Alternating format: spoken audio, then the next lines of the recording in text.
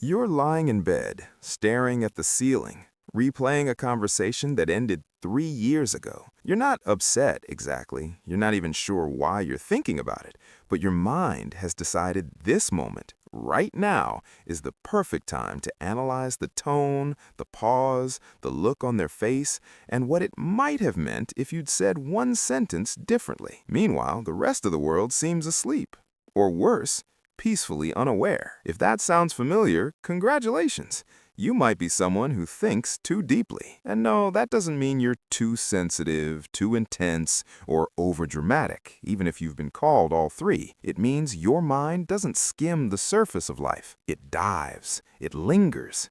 It asks questions that don't have clean answers. But here's the twist. People who think too deeply aren't all the same. The psychology behind deep thinking comes in different shapes, different motives, different internal struggles. Some of them look calm on the outside while running mental marathons inside. Others are painfully self-aware, and some don't even realize how deep they go until it costs them something. So let's talk about what's really happening in the minds of people who think too deeply, and which version might be you. There's one type who notices everything, not in a dramatic way, more like a quiet, unsettling awareness.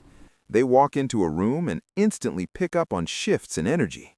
Someone's smile is slightly off, a joke lands wrong, a pause stretches half a second too long. And just like that, their mind is working. They replay moments, analyze expressions, connect emotional dots that no one else even saw. To other people, they might seem calm, observant, even detached, but internally, they're running simulations. Did I say something wrong? Are they upset? Was that sarcasm or discomfort? Psychologically, this comes from heightened sensitivity combined with strong pattern recognition. Their brain is excellent at detecting subtle cues, micro-expressions, tone changes, emotional undercurrents. Evolutionarily, this kind of mind was useful. It kept people socially safe. It helped them anticipate conflict before it exploded. The problem is, the modern world doesn't turn this skill off. So instead of helping, it overloads. The deep thinker becomes hyper-aware, often reading between lines that may or may not exist. If this is you, you've probably been told you overthink things. But what's really happening is that your mind is trying to make sense of complex emotional data without enough certainty. And uncertainty is unbearable for deep thinkers. Then there's another type, the one who lives in hypothetical futures. You haven't even made the decision yet, but your mind has already played out 12 possible outcomes. Best case, worst case.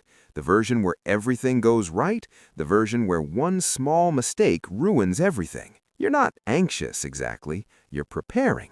Or at least that's what it feels like. These deep thinkers don't just think deeply about the past, they think deeply about what could happen. Their brains are wired for mental time travel. Neuroscience shows that some people naturally engage the same brain networks for imagination and memory more intensely.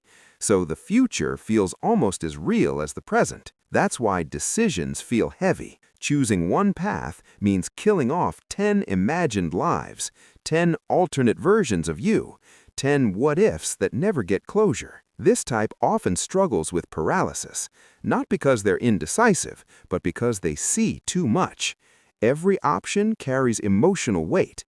Every choice feels irreversible. If this resonates, you might notice that other people decide quickly and move on, while you sit with choices long after they're made, wondering if you missed something important. But here's where it gets more complicated. Some deep thinkers don't just analyze situations, they analyze themselves relentlessly. They reflect on their thoughts, then reflect on that reflection. They question their motives, then question why they're questioning their motives. It sounds exhausting because it is. This kind of deep thinker is highly self-aware, sometimes painfully so. They're constantly monitoring their inner world. Why did I react that way? What does that say about me? Is this growth or insecurity? Psychologically, this comes from strong metacognition, the ability to think about thinking. In healthy doses, it leads to insight, emotional intelligence, and growth. But unchecked, it turns into self-surveillance. Instead of living experiences, they analyze them in real time. Instead of feeling emotions, they interpret them. And that creates distance from spontaneity, from joy, from rest. These are often the people who feel like they're too much for themselves, like they can't just exist without narrating their own existence. And if you're nodding right now, you've probably had moments where you wished you could just turn your brain off, just for a few hours, just to feel light. Then there's a quieter, more misunderstood type. This deep thinker doesn't talk much about what's going on inside their head. In fact, they might seem simple, easygoing, even indifferent. But inside, they're constantly searching for meaning. They think deeply about life, identity, purpose. They wonder why certain moments feel heavy, why some conversations linger, why they feel out of sync with the world even when everything seems fine on paper. This isn't overthinking in the anxious sense, it's existential thinking. Psychologically, this often shows up in people with high openness to experience. Their minds are drawn to abstraction, symbolism, and big-picture questions. They're not satisfied with surface-level explanations. That's just how it is doesn't land for them. The downside is a quiet loneliness, because these questions don't always have social spaces. You can't casually ask at dinner, "Do you ever feel like time is slipping through your hands?" without killing the vibe. So they keep it inside, and the thinking gets deeper and deeper. Finally, there's the deep thinker who doesn't look like a thinker at all. They're busy, productive, always doing something, but still their mind never rests. It replays, revises, rehearses.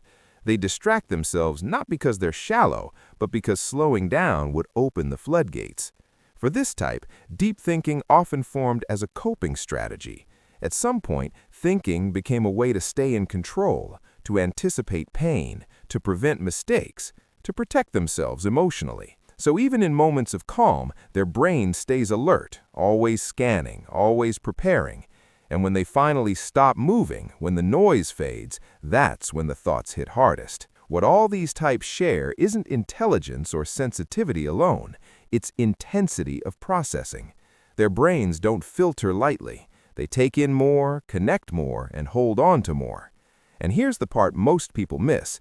Thinking too deeply isn't the problem. The problem is thinking deeply without recovery, without rest, without emotional release, without permission to not understand everything. Deep thinkers often carry an unspoken belief that if they think enough, they'll reach clarity, peace, resolution. But some things don't resolve through thought. They soften through experience, through time, through letting go. If you're a deep thinker, you don't need to become less thoughtful. You need balance. You need moments where your mind isn't asked to perform, analyze, or solve. Moments where it can just be. So here's the real question. Which type sounded most like you? The hyper-aware observer? The future simulator? The self-analyzer? The quiet existentialist? The constantly busy avoider? Or maybe a mix of all of them. If this landed for you, sit with it for a moment. Notice what your mind is doing right now. And if you want to share, drop a comment about which pattern you recognized. You might be surprised how many people are thinking just as deeply as you are, quietly, late at night, staring at the ceiling, wondering why their mind won't let go.